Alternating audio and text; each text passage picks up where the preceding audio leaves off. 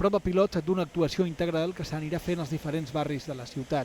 Es trauran les males herbes dels escocells i es netejaran els carrers amb aigua calenta a pressió, amb detergents i desgreixants. Fer dissabte a la ciutat.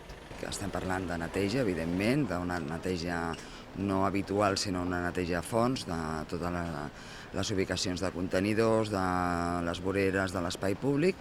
Més enllà d'això, també volem reforçar amb tot el que és manteniment del mobiliari urbà. Per tant, si s'ha de canviar algun dels bancs, es canviarà. Si s'ha de millorar en la zona de jocs infantil, es millorarà. Si hi ha algun panot que està trencat, també es reposarà.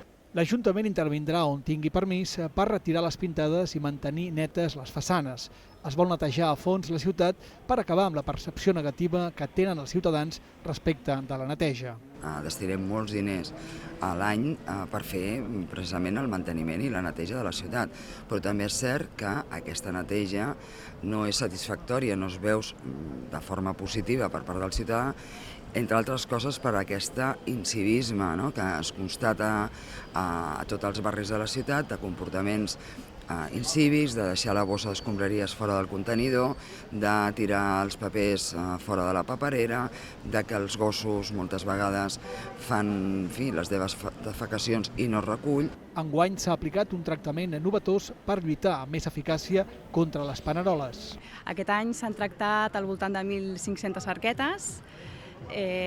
La meitat d'elles han estat amb el mètode tradicional que fem cada any i la novetat d'aquest any és que l'altra meitat s'ha tractat amb un nou mètode, que és una pintura insecticida, que permet el tractament perllongat en el temps. La neteja integral a Pobilla Cases farà que el dia 27 no es pugui aparcar en aquesta àrea des de quarts de 8 del matí fins les 8 del vespre.